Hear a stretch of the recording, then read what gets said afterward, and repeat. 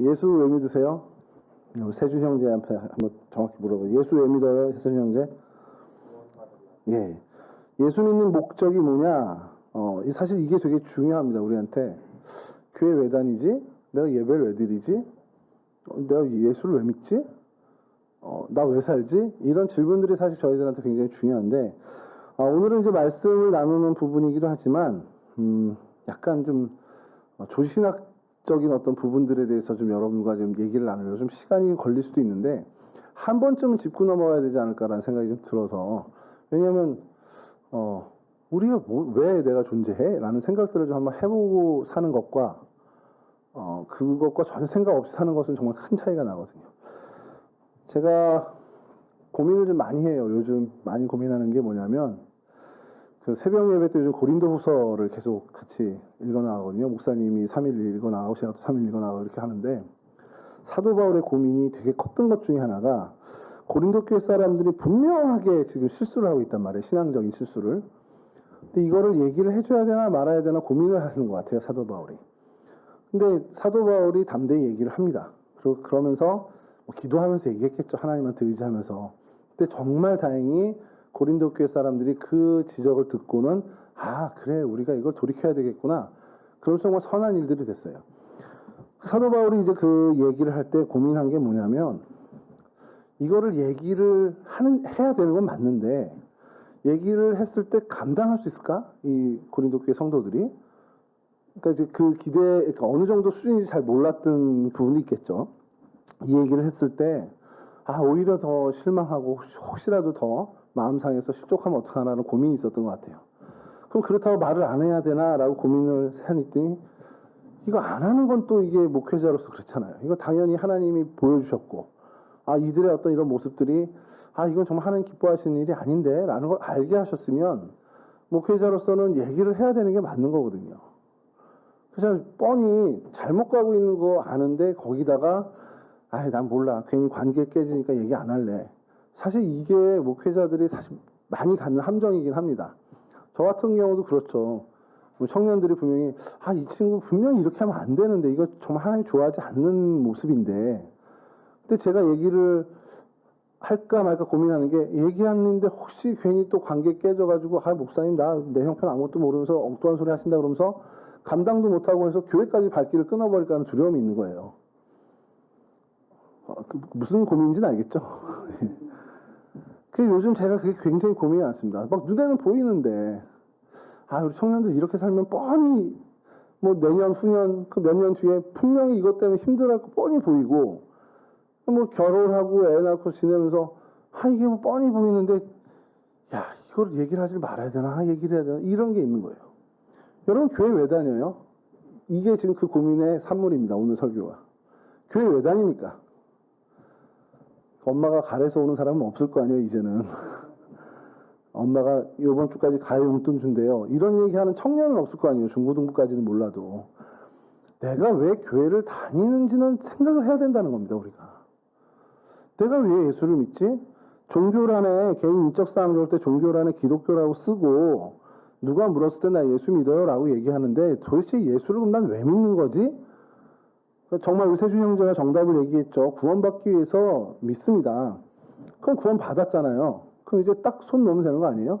근데 왜 계속해서 예수를 믿어가는 신앙에 열심을 내야 되고, 더 기도하고, 왜 더 말씀에 우리가 가까이 가야 되고, 왜 더 예배에 나오면서 말 그대로 예수 믿는 그 믿음의 생활, 신앙 생활을 왜 계속 이어가냐는 거예요. 이미 구원 받았는데.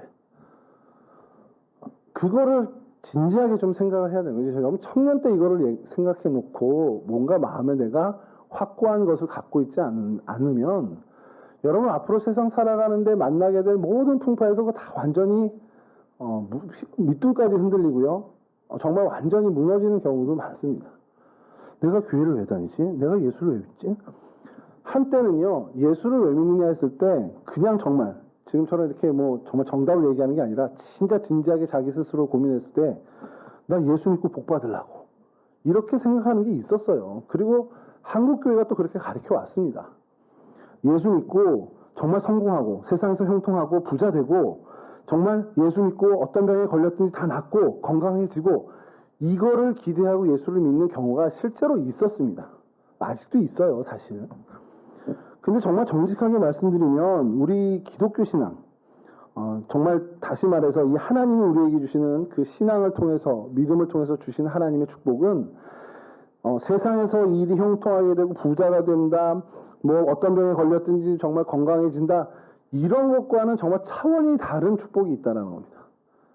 아니, 그거는 진짜 하나님이 주시는 거에 비하면 있어도 되고 없어도 되는 것들이에요. 오늘 좀 그 얘기를 하려고 합니다.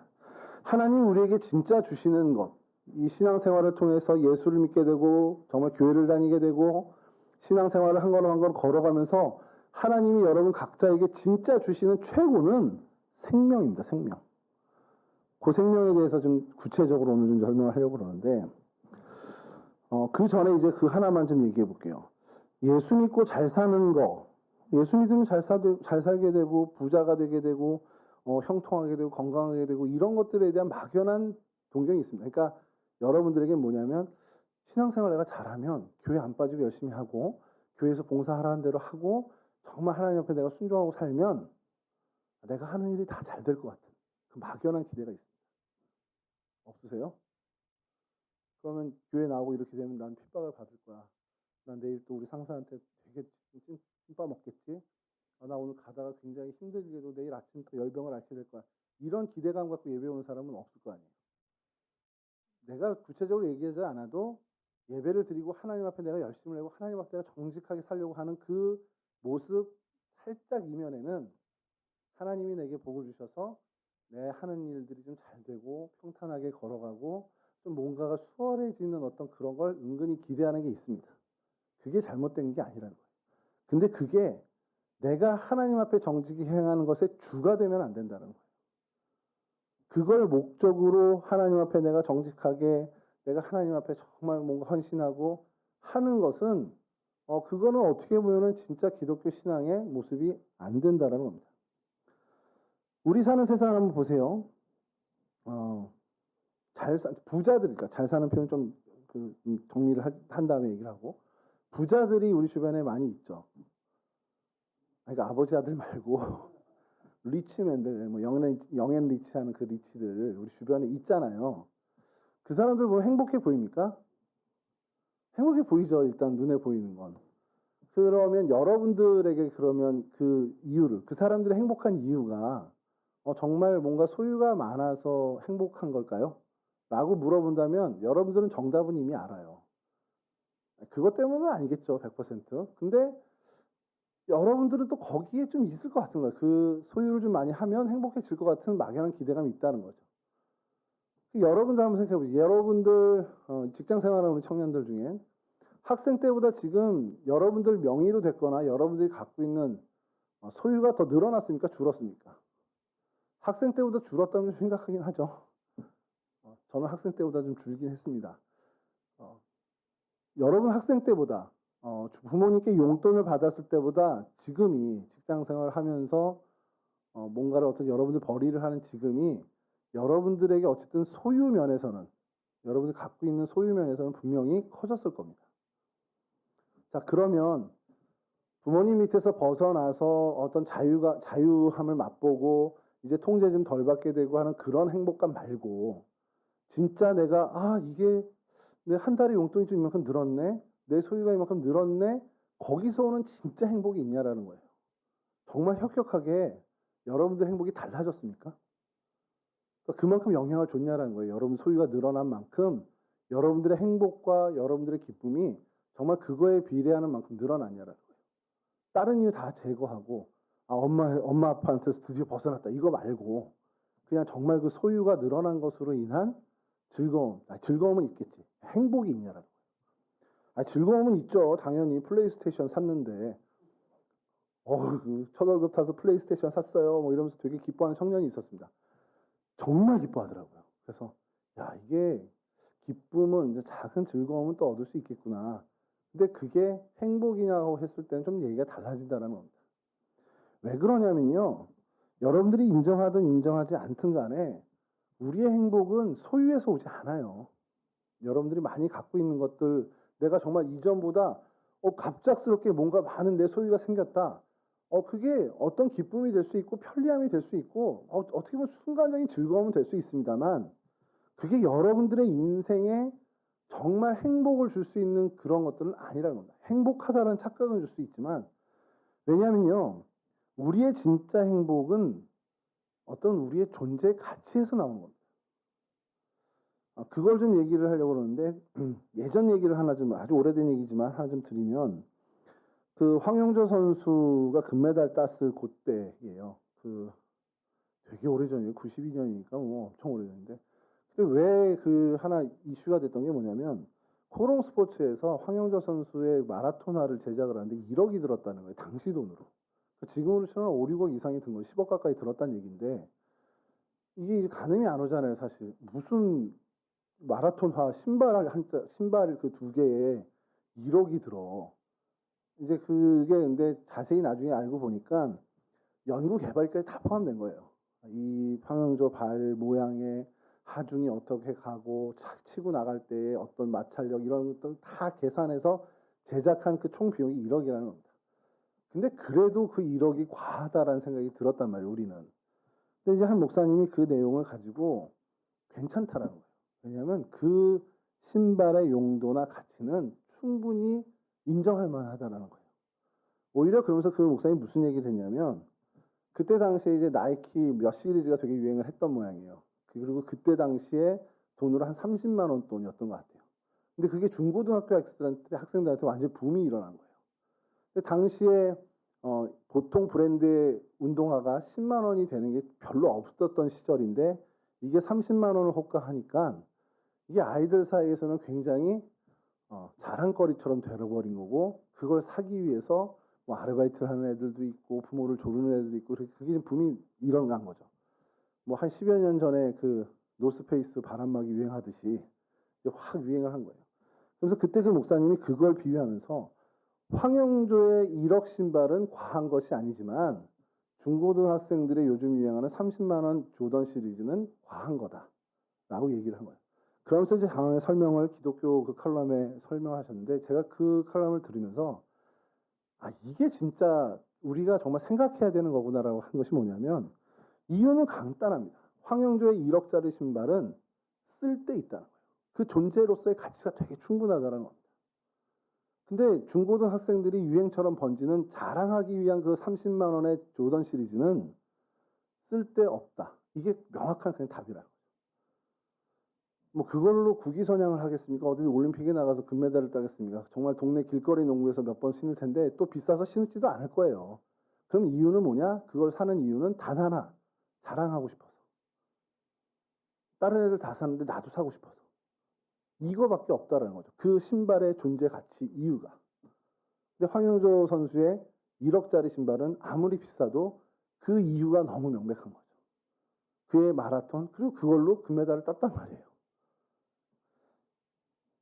그런 얘기를 하면서 그런 그 칼럼을 그때 들으면서 보면서 생각한 것이 뭔가를 자랑하기 위해서 그 자랑 때문에 내가 신발을 사. 신발 말고 요즘은 또 명품백이겠죠. 자랑 때문에 명품백을 사.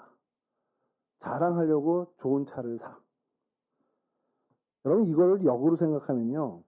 내가 자랑할 게 없기 때문에 신발을 사는 거고 내 스스로 자랑할 만한 게 없기 때문에 명품백을 사는 거고요.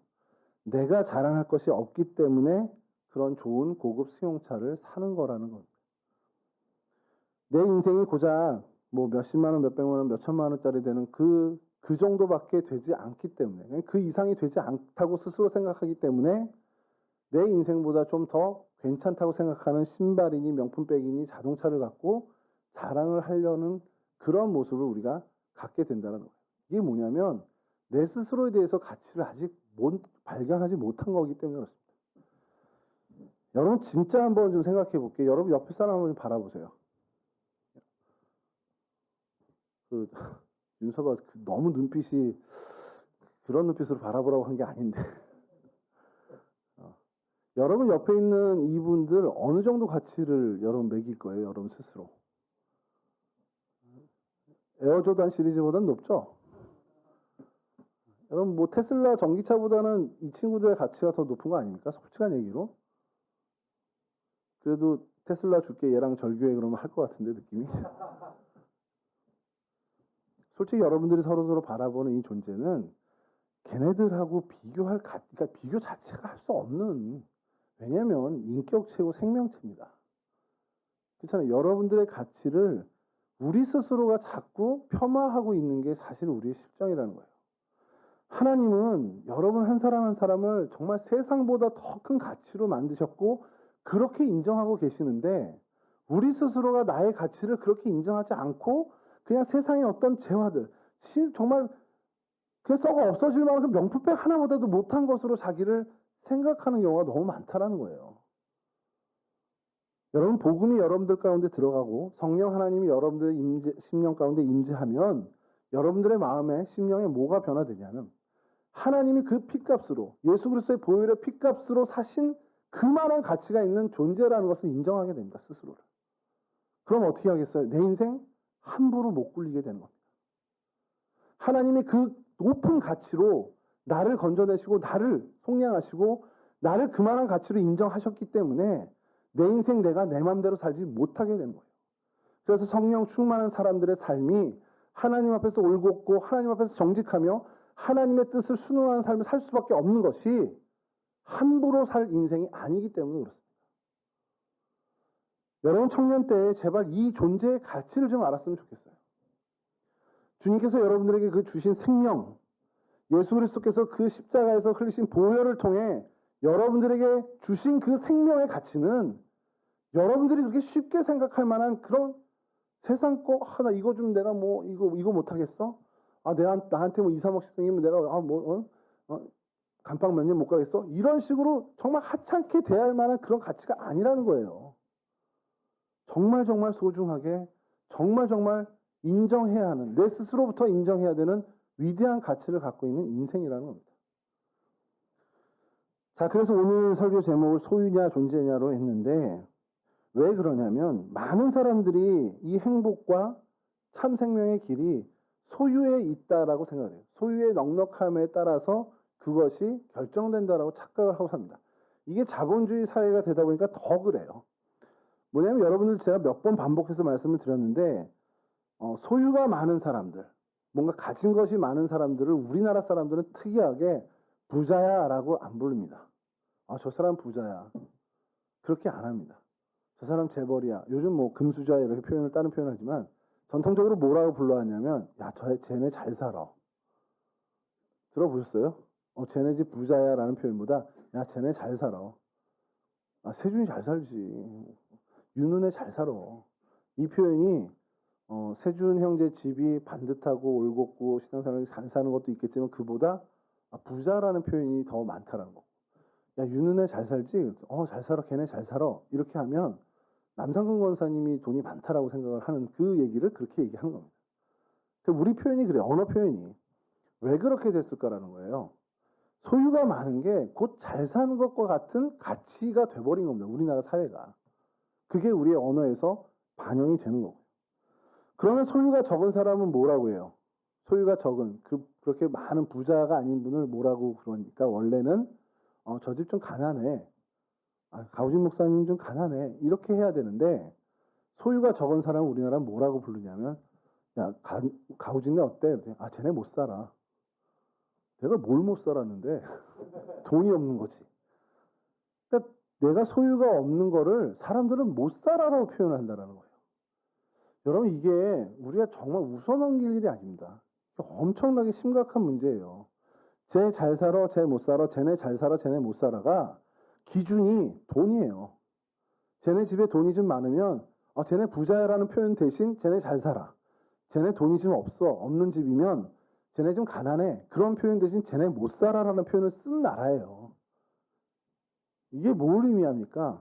우리의 어떤 그 행복과 우리의 모든 것들, 어떤 행복을 결정하는 그것이 이 소유에 달려있다. 소유의 많고 적음에 달려있다라는 것이 완벽하게 드러난 언어 습관이라는 거예요. 이거 굉장히 위험한 생각이고 또 어리석은 생각이죠. 여러분, 진짜 잘 산다. 정말 말 그대로 잘 산다와 정말 말 그대로 저 사람 못 산다. 제대로 못 산다라, 이 못 산다는 소유에 있는 게 아니고요. 존재 가치에 있습니다. 그 사람이 얼만큼 귀한 존재냐에 따라서 저 사람이 잘 사는 사람, 못 사는 사람이 결정되는 거라죠. 잘 살고 못 사는 정말 진정한 의미의 성공한 삶, 실패한 삶의 기준은 그 사람의 존재 가치가 귀하냐 천하냐에 따라서 달라진다는 거예요. 아무리 세상적으로 성공하고 정말 부자라고 해도요. 존재 가치가 없는 삶을 사는 사람들이 너무 많습니다. 그런 사람들을 우리가 잘 산다라고 하면 안 된다라는 거예요. 그러니까 우리가 흔히 알고 있는 졸부라고 부르는 그 사람들 소유가 정말 많아요. 소유는 뭐 남부럽지 않게 많습니다만 그들의 삶을 들여다봤을 때 정말 바르고 바른 행실, 올바른 가치를 갖고 살아가지 않는 그런 사람들이 있다라는 거예요. 물론 졸부가 다 그렇다는 게 아니라 그런 부자들 중에 그런 사람들이 있는데 그런 사람들을 포함해서 우리는 다 잘 살아라는 표현을 썼다라는 겁니다. 절대 그래서는 안 된다라는 거죠. 그렇게 사는 그들에겐 진짜 행복이 있지 않다라는 거예요. 착각은 있겠죠. 아, 나 지금 잘 살고 있어. 나 지금 행복해라는 착각은 있겠지만 그들에게 존재 가치, 정말 가치 없는 삶을 사는 그들에게는 그러한 진짜 행복은 있을 수가 없다라는 겁니다. 진정한 의미의 성공과 행복, 소유의 많고 적음에 달려있는 것이 아니라는 것. 물론 여러분 너무 가난하고 너무 병들어서 몸이 약해지면 사는 게 힘들고 어려운 건 맞습니다. 그러나 그러한 문제가 어느 정도 해결된다고 그것이 우리에게 진짜 의미 있는 행복을 주느냐? 그건 또 아니라는 거예요. 소유 여부가 행복을 결정짓는다라는 거면요. 여러분 우리 되게 행복해야 돼요. 우리나라 사람들은 진짜 행복해야 됩니다. 여러분 50년, 60년 전 대한민국을 생각해 보십시오. 얼마 전에 한 장로님이랑도 그 얘기를 했는데 그 장로님 어릴 때라기보다 학창 시절이죠. 학창 시절에 이제 우리나라에 박정희 대통령이라는 분이 있었는데 여러분은 모를 겁니다.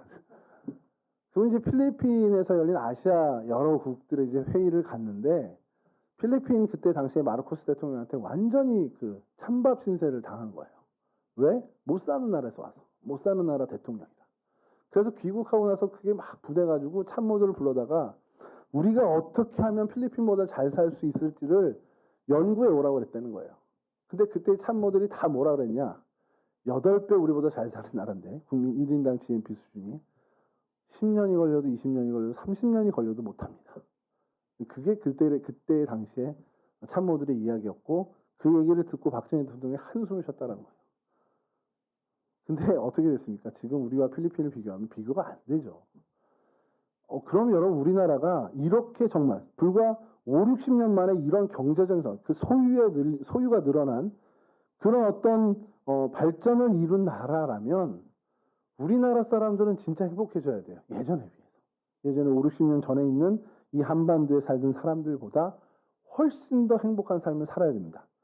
소유에 많고 적음의 행복이 달렸다면요. 지난주에도 한번 말씀드렸지만 제가 학교 다니던 시절에 1년에 한 번이나 2번 정도 생활환경 조사라는 걸 했는데 집에 라디오 있는 사람 이렇게 막 한단 말이에요. 그래서 지난주에 한번 손들어 봤죠. 기억 안 나요? 야, 너무 은혜입니다 이게. 지난주에 말씀 나눈 걸 기억을 못하면 오늘 또 나눠도 너무 이 사람들은 새로워하는 거 아니에요, 우리 청년들은.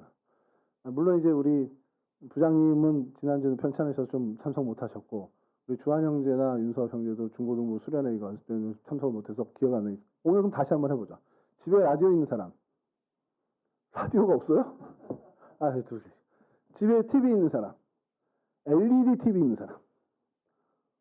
다 윤우는 자취하느라 없구나. 이렇게 해서 조사를 하는 겁니다, 선생님이.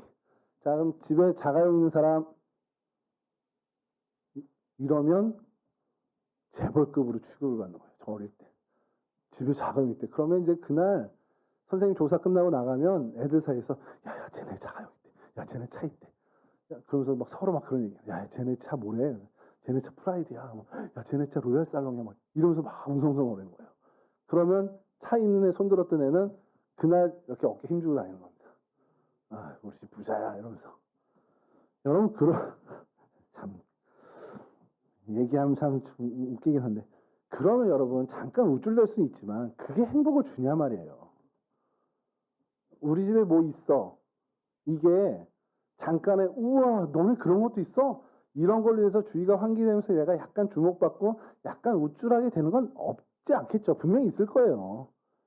그렇지 않아요? 여러분들 이렇게 남자 셋이 이렇게 막 찬양 연습하고 뭐 여기 있다 앉아서 예를 들어서 승혁이나 윤나 세준 형제 이렇게 있다가 막 이렇게 얘기를 하고 찬양하면서 막 했는데 세준 형제 얘기가 나오다가 형은 여자친구 있어요? 그래서 난 여자친구 있지. 그럼 윤우랑 승혁이가 우와 형 여자친구도 있어요? 와 약간 우쭐할 수 있어요. 그런 느낌인 거야. 그러니까 와 형네 집 플레이스테이션이 있어? 와 좋겠다 그러면 약간 우쭐하면서 기분 좋은 건 있지만 그게 행복을 주는 건 아니라는 거예요.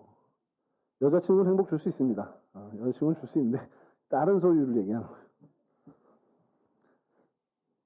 그것에서 행복이 오는 게 아니라 내 자체의 존재 가치에서 오는데 이게 사실 설명을 좀 여러분들에게 하려고 이렇게 써보고 저렇게 썼는데 도대체 재주가 없어서 이걸 우리 청년들한테 어떻게 설명을 해야 되지 하다가 발견을 했습니다.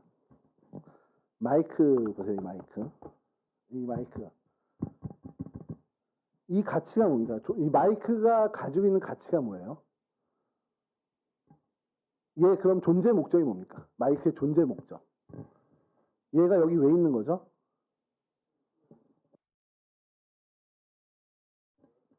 어느 게 더 잘 들리세요? 이게 잘 들리세요? 자, 1번. 자, 얘 존재 가치가 뭘까요? 그렇죠. 확성. 와, 역시. 자, 전년도 회장이라 정말 똑똑한 겁니다, 이게. 신앙생활을 잘해왔기 때문에 하나님 이런 은혜를 주는 거예요. 얘의 존재 가치는요, 작은 목소리를 확성하는 데 있습니다. 그게 얘의 가치예요. 그쵸? 이 가치를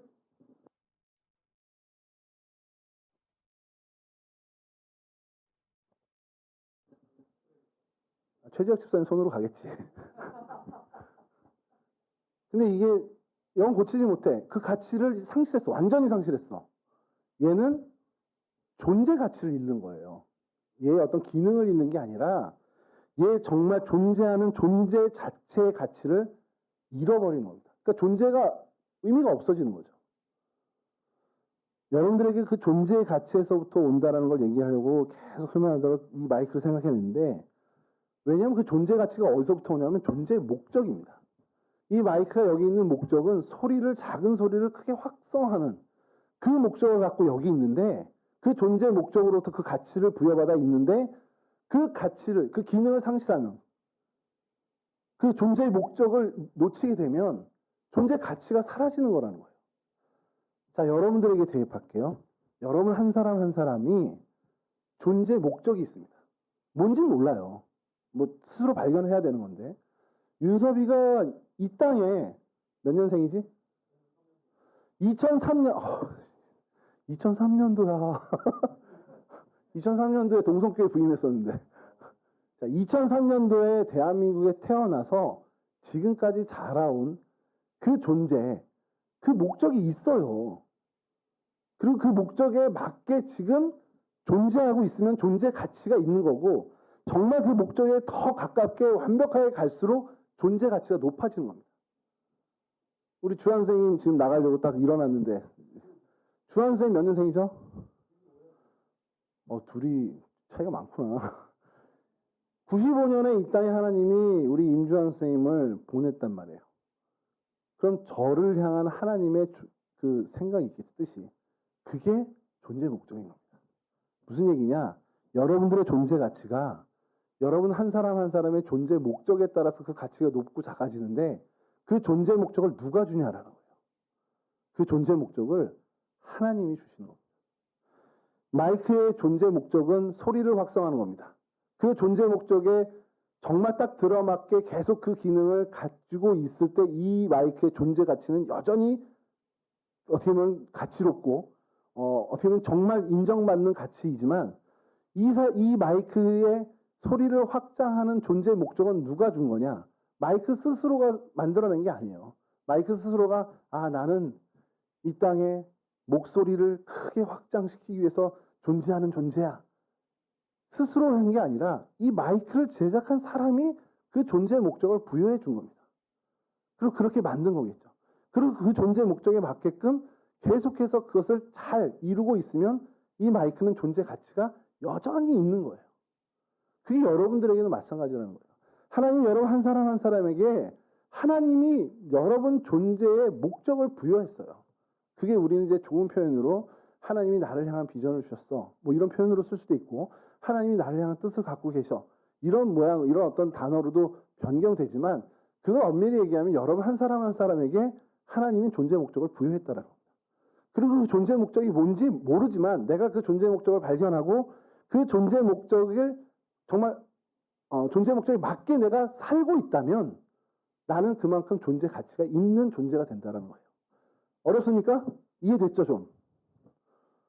그러니까 여러분 중요한 게 뭡니까? 여러분들 한 사람 한 사람에게 부여된 존재 목적을 찾는 게 중요하다는 거예요. 근데 그 존재 목적이 한 사람 한 사람에게 좀 특별한 존재 목적을 하나님 주신 것도 있겠지만 전반적인 믿는 크리스찬들 여러분들에게 주신 하나님의 존재 목적이 뭐겠습니까? 하나님의 백성답게 살아가라는 거예요.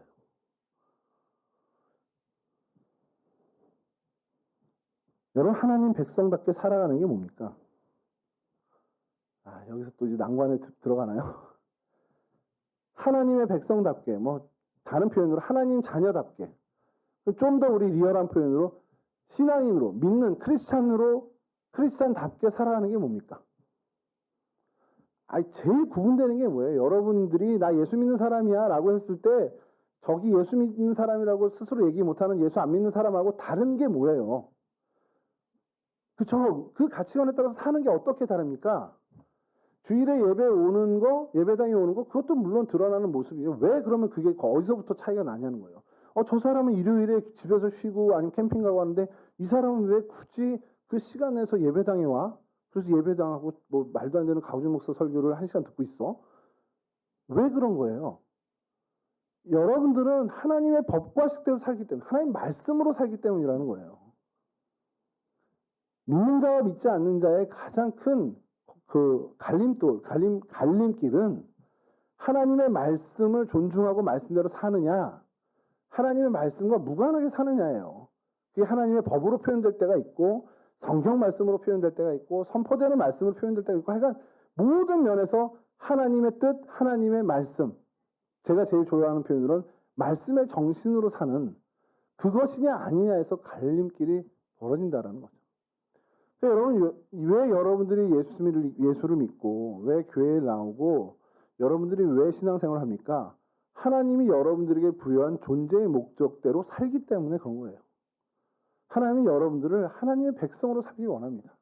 그 하나님의 백성으로 살기 원한다라는 말 안엔 하나님이 여러분들이 예배자로 살기 원하고, 하나님 복음 전파자로 살기 원하고, 말씀의 정신대로 살아가서 세상을 정말 이롭게 하는 사람으로 살기 원하고 하는 그 모든 게 다 들어있는 거예요. 하나님의 백성으로 살길 원한다. 그게 하나님이 여러분들에게 주신 공동의 존재 목적. 그것입니다. 물론 이제 한 사람 한 사람에게 또 다른 특별한 목적을 주신 게 있겠죠.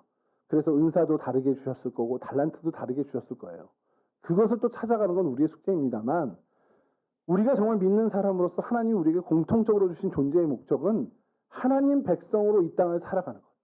하나님의 말씀의 정신에 사로잡혀 말씀의 정신으로 살아가는 그 하나님의 백성으로 살아가는 것이 우리의 존재의 목적이고 그 존재의 목적에 맞게 우리가 존재하고 있을 때 여러분들의 존재 가치는 높아지고 그렇기 때문에 여러분들의 존재 가치가 높아질수록 여러분들은 진짜 생명의 길에 접어들고 그래서 진짜 하나님이 주신 행복을 누릴 수 있게 된다는 겁니다.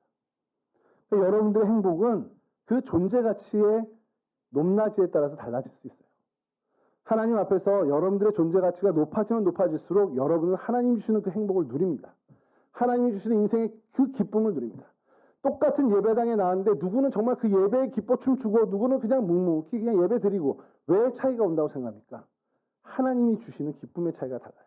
하나님이 주시는 행복의 차이가 다릅니다. 왜 다르죠? 존재 가치의 차이가 나기 때문에. 존재 가치에 왜 차이가 납니까? 얼만큼 존재의 목적에 따라 살아가느냐가 달라지기 때문에. 이 사람과 저 사람의 존재 목적이 공동으로 있는 존재 목적이라 할지라도 그 공동의 목적, 그 존재의 목적만큼 누가 더 열심으로 살아가느냐에 따라 달라지기 때문에 누리는 행복의 차이도 생길 수밖에 없다는 겁니다. 어릴 때 되게 그런 게 있었어요. 예배 드리는 게 참 난 좋은데 왜 내 옆에 있는 이 녀석은 맨날 나보고 나가자 그럴까? 맨날 나보고 100원 줄게 오락실 가자 그럴까? 그래서 몇 번 꼬임에 넘어간 적도 있습니다만 가서 오락실에 100원짜리 50원이었죠 그때는. 넣고서 갤러그 하는 그거보다 교회 와가지고 앉아있는 게, 그때 에어컨도 없었어요. 선풍기 쐬고 앉아서 그냥 부장 선생님 설교 듣고 있는 게 그게 더 좋았습니다. 왜 그런 차이가 올까를 쭉 잊고 살다가 목회자가 되면서 제가 이제 발견하게 된 것은 그냥 저는 그게 좋았고, 그 결국은 그게 좋게 살게 된 이유도 하나님이 그 기쁨을 주셨기 때문이고, 하나님이 그 기쁨을 주신 이유는 사실 제게 하나님이 존재의 목적을 예배자로서 살아가게끔 했고, 그것을 살아가다 보니까 하나님이 그 기쁨을 주신 거라는 거예요. 제가 뭔가를 이 기쁨을 얻어야지, 오늘 이렇게 해서 몇 번째 기쁨을 얻어야지, 몇 퍼센트 행복을 얻어야지, 이게 아니라 그냥 하나님이 제게 부여한 존재의 목적에 맞게 살아가다 보니 존재의 가치가 어떻게 보면 부여되고, 그 가치에서부터 오는 하나님 주시는 기쁨을 누렸을 뿐이라는 겁니다. 예배가 즐겁지 않으세요? 여러분, 만약에 스스로 생각했을 때 난 예배가 즐겁지 않고 지루해라고 한다면 다시 한번 하나님이 내게 주신 존재의 목적을 생각하는, 거기서부터 다시 출발했으면 좋겠습니다. 이번에 유초등부, 유치부 성경학교 주제가 예배가 좋아였어요. 그래서 참 기뻤던 것이 하나가, 그래, 우리의 사실은 신앙생활에 어떻게 보면 되게 중심이 되는 게 예배인데, 이 예배가 좋아져야 되는 게 맞거든요. 예배는 관심이 없고 끝나고 공부하는 거에만 관심을 갖는다면 그 신앙은 잘하지 않습니다. 한번 그랬으면 좋겠어요. 어렵고 힘들더라도 예배의 자리를 지켜나가는 습관을 내 몸에 붙이는 게 중요합니다. 교사로 계신 분들 1부 예배든 3부 예배든, 2부 예배는 어차피 여러분들 겹치잖아요. 여러분들 그 교사로서 하는 부서 예배랑 겹치다 보니까 1부 예배든 3부 예배든 여러분들의 예배 자리를 한번 확보하는 거 되게 중요합니다. 그래서 한번 좀 도전했으면 좋겠어요. 그래서 하나님이 너 크리스찬으로 살아야 돼, 너 하나님의 백성으로 살아야 돼 하는 여러분들에게 부여한 존재의 목적을 한번 정말 제대로 그 목적에 맞게 살았으면 좋겠습니다. 그러면 여러분들의 존재 가치가 계속해서 상승하고 존재의 가치가 커지는 그만큼 하나님이 주시는 진짜 행복을 여러분들이 누리게 돼요. 그게 여러분 바로 오늘 본문 말씀처럼 생명의 길입니다. 주님께 가는 그 생명의 길, 그 진리의 길, 그것이 정말 여기에 있다라는 거예요. 주님께서 우리의 존재 가치를 통해 주시는 그 생명의 기쁨, 그 행복에 있다라는 사실을 놓치지 마시고요. 여러분들 청년의 때에 정말 내 존재의 목적을 다시 한번 깨닫고, 하나님이 내게 주신 이 크리스찬으로서의 존재의 목적, 당신의 백성으로 살아가는 것, 거기에 좀 더 숙제지만 여러분 각자에게 특별하게 주신 존재의 목적을 좀 발견했으면 좋겠습니다. 쉬운 힌트는 여러분들에게 주신 은사나 달란트를 좀 바라보세요. 나 이런 은사를 하나님 주셨는데, 내게 이런 달란트를 주셨는데, 그럼 하나님 나한테 어떤 또 다른 존재의 목적을 주신 게 있나? 찾아보시기 바랍니다. 내가 이 은사를 갖고, 이 달란트를 갖고 무엇을 했을 때 하나님이 내가 정말 이런 기쁨을 주셨었지? 기억을 한번 더듬어 보세요. 윤섭이는 제가 좀 발견한 게 있습니다. 그 멀리 안동에서부터 매주 올라와서 이 자리에 앉아요. 여러분, 이거는 쉬운 일 아닙니다.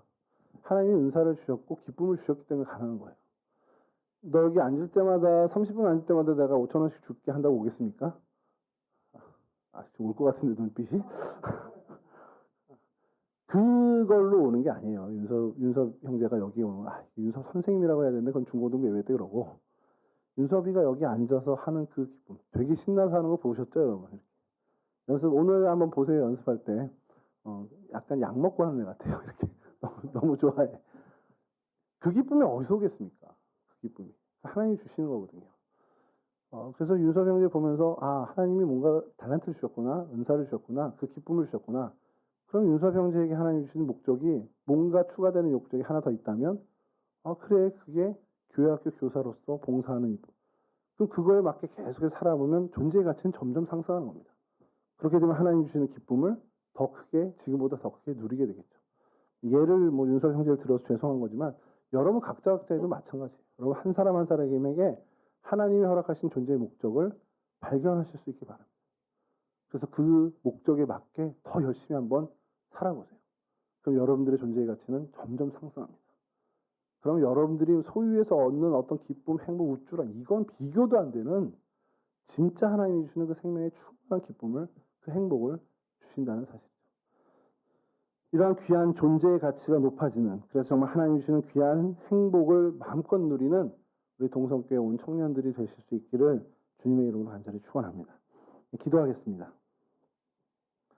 참 좋으신 하나님 감사합니다. 우리를 하나님의 자녀 삼아 주셨고 하나님 백성 삼아 주셨고 그래서 하나님의 일을 맡은 자로까지 우리에게 사명을 주심에 감사를 드립니다.